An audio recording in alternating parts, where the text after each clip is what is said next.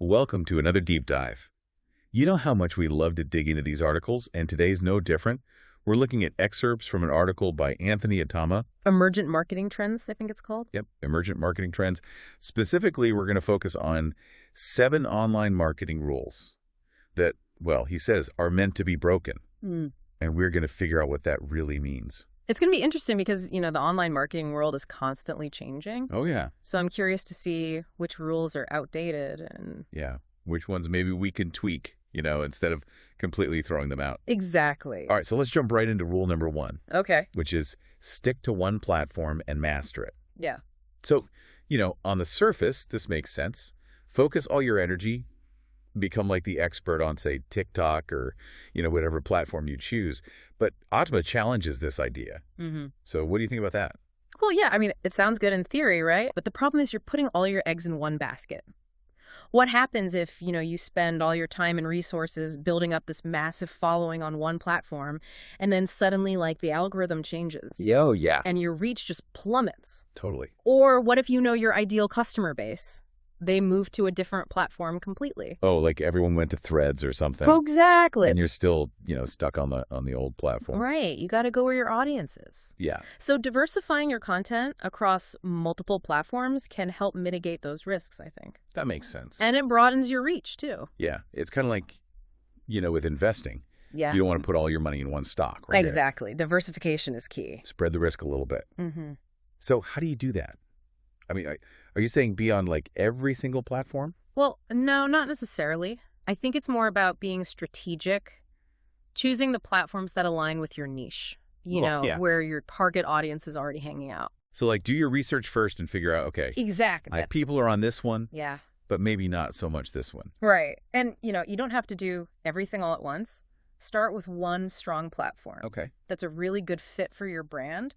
And just nail it. Become the expert on that one first. Exactly. And then you can start repurposing that content for other platforms and use those to drive traffic back to your main hub. Okay. So it's like a seesaw. Yeah. You're balancing your efforts between, one primary platform where you've built a strong foundation. Right. But you're also branching out strategically to other platforms to broaden your reach and kind of ultimately drive traffic back to that main platform. Exactly. A perfect analogy.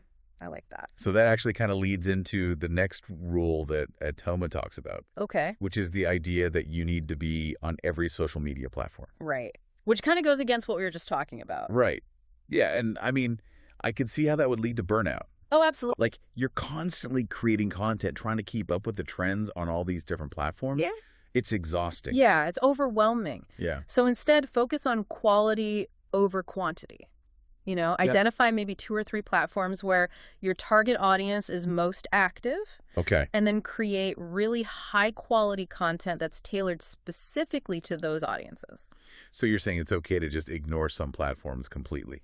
Yeah. If your audience isn't on Twitter, for example, don't even bother with it. Okay. Right. So it's about knowing your audience. Exactly. And meeting them where they are. Yeah. Rather than trying to be everywhere at once. Exactly.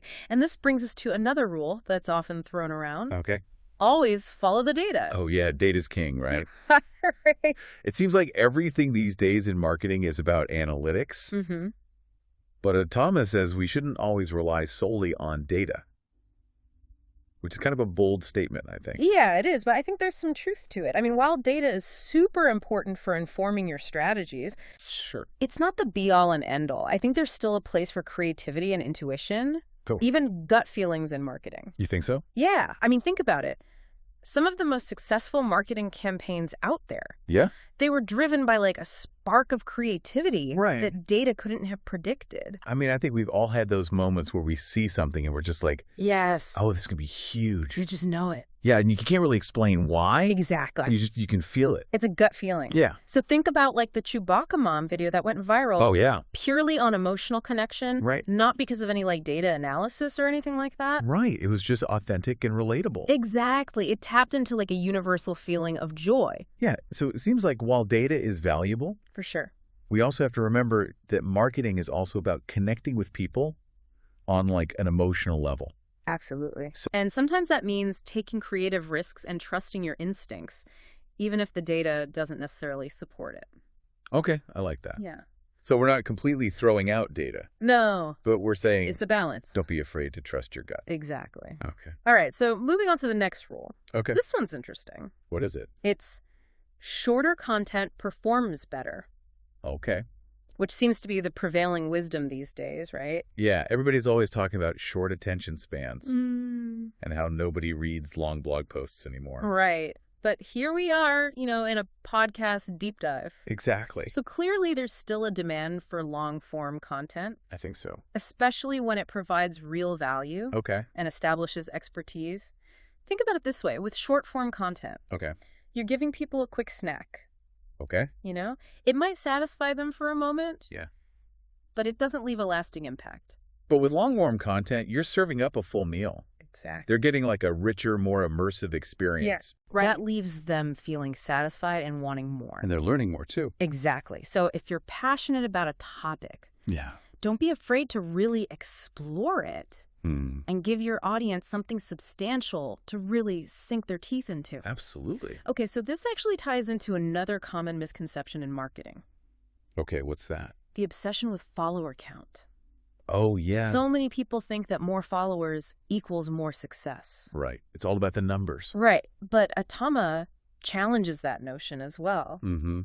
And rightfully so. Yeah. I mean, I've seen accounts with hundreds of thousands of followers. Yeah. But their engagement is practically non-existent. It's like they have this massive audience, but no one's actually listening. Exactly. It's like a ghost town. Right. So a smaller, engaged community that genuinely connects with your brand, Yeah. that's way more valuable. Okay, so how do you build that kind of engaged community? Well, it's about creating a sense of belonging, Think about hosting live Q&A sessions where you can interact directly with your followers. Yeah. Or creating exclusive content just for your most loyal fans.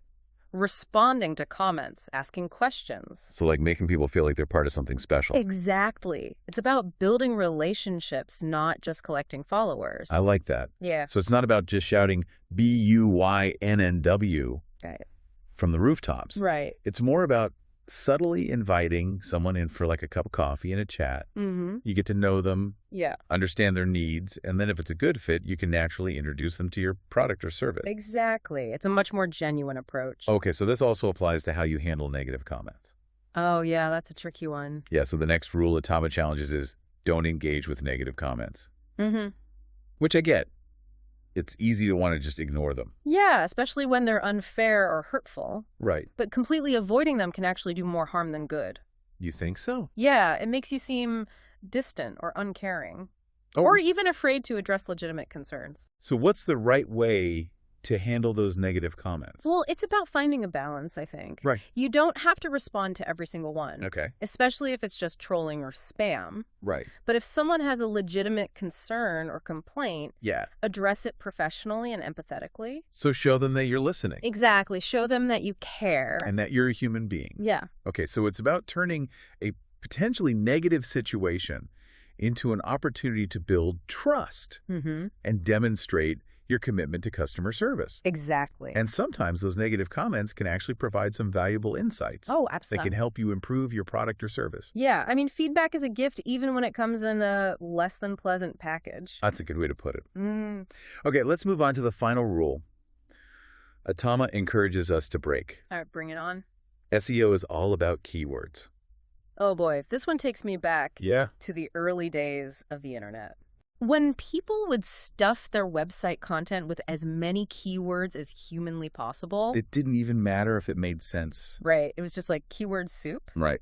Thankfully, those days are long gone. Yeah. Search engines have gotten a lot smarter. Oh yeah, they're much more sophisticated now, Mhm. and they prioritize high-quality, user-friendly content that provides real value to the reader. So it's no longer about just cramming in keywords. Right. It's about creating content that people actually want to read or watch or listen to. Exactly. So instead of obsessing over keywords, focus on creating compelling, engaging content that naturally incorporates relevant terms. Precisely. If you're writing a blog post about the best travel destinations for coffee lovers, Okay. don't just stuff it with every coffee-related keyword imaginable. Right. Tell a story. Share your personal experiences, offer practical tips, and write in a clear, engaging voice. So it's about creating content for humans, not just for search engines. Exactly. But don't get me wrong, keywords are still important. It's just that they're not the be-all and end-all of SEO anymore. Yeah. You also need to consider factors like website loading speed, mobile friendliness, and high-quality backlinks. So it's a more holistic approach. Exactly. It focuses on user experience as much as technical optimization. Right. Okay, so what have we learned today? Well, it seems like a lot of the rules of online marketing Yeah. are really more like guidelines Okay. that can be adapted and even broken to suit your specific needs and goals. I like that. So the online marketing landscape is constantly evolving. Oh, absolutely. What worked yesterday might not work tomorrow.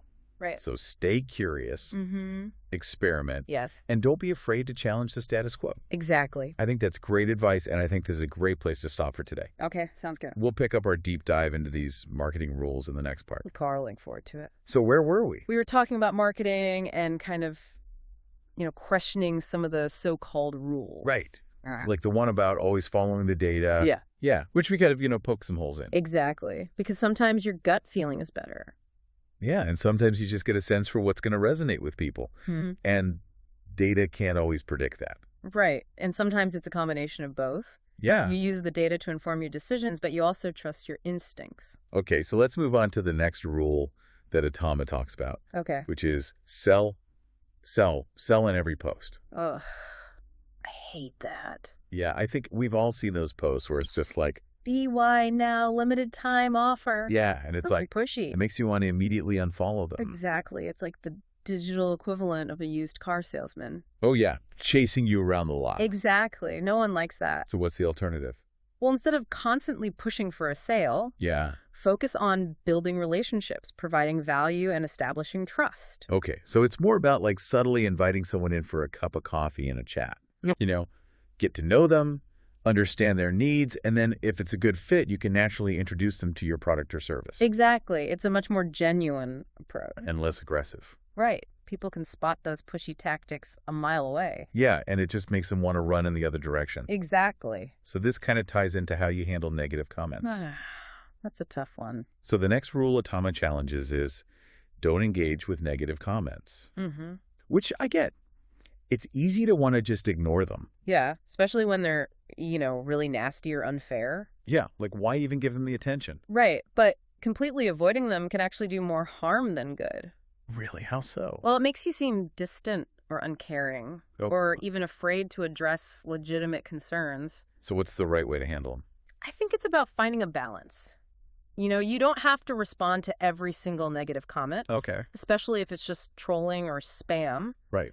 But if someone has a legitimate concern or complaint, address it professionally and empathetically. So show them that you're listening Exactly. Show them that you care. and that you're a human being. Yeah. Okay, so it's about turning a potentially negative situation into an opportunity to build trust Mm-hmm. and demonstrate your commitment to customer service. Exactly. And sometimes those negative comments can actually provide some really valuable insights. Yeah, like you can actually learn something from them. Exactly.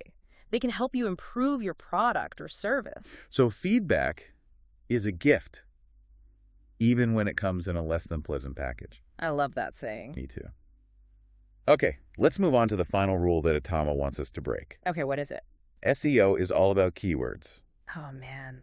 This takes me back to the dark ages of the internet. I know, right? When people would stuff their website content with as many keywords as humanly possible. Like it didn't even matter if it made sense. Right. It was just like a jumbled mess of words. But thankfully, search engines have gotten a lot smarter. Oh, yeah. Much more sophisticated now. They actually prioritize high-quality, user-friendly content that provides real value to the reader. Exactly. It's no longer about just cramming in keywords. So it's about creating content that people actually want to read or watch or listen to. Exactly. So instead of obsessing over keywords, focus on creating compelling, engaging content that naturally incorporates relevant terms. Right. If you're writing a blog post about the best travel destinations for coffee lovers, Okay. don't just stuff it with every coffee-related keyword imaginable. Right. Tell a story, share your personal experiences, offer practical tips, and write in a clear, engaging voice. So write for humans, not for search engines. Exactly. But don't get me wrong, keywords are still important. Okay, so you're not saying to completely ignore them. No, they're still part of the equation. It's Huh? just that they're not the only thing that matters anymore. So it's not the be-all and end-all of SEO. Exactly. What else should people be thinking about? Well, you also need to consider factors like website loading speed, mobile friendliness, and high-quality backlinks. So it's a more holistic approach. Exactly. It focuses on user experience as much as technical optimization. Right. Okay, so what did we learn today? It seems like a lot of the so-called rules of online marketing are really more like guidelines that can be adapted and even broken to suit your specific needs and goals. Exactly. The key takeaway is that the online marketing landscape is constantly evolving. Oh yeah, things change so quickly. What worked yesterday might not work tomorrow. So stay curious, experiment, and don't be afraid to challenge the status quo. I think that's great advice. It sounds like the most successful marketers online are the ones who can think outside the box a little bit. Totally. And who aren't afraid to experiment, Right, see what works for them. not just blindly following the rules. Exactly. Yeah. The rules are more like guidelines. Okay. And sometimes you have to break them to really stand out. That makes sense. Yeah. So what would you say is like the biggest takeaway from all of this? I think the biggest takeaway is that online marketing is constantly changing. Oh. What worked yesterday might not work tomorrow. So you have to be willing to adapt and learn new things all the time. So never stop learning, basically. Exactly. Stay curious, keep experimenting, and most importantly, have fun with it.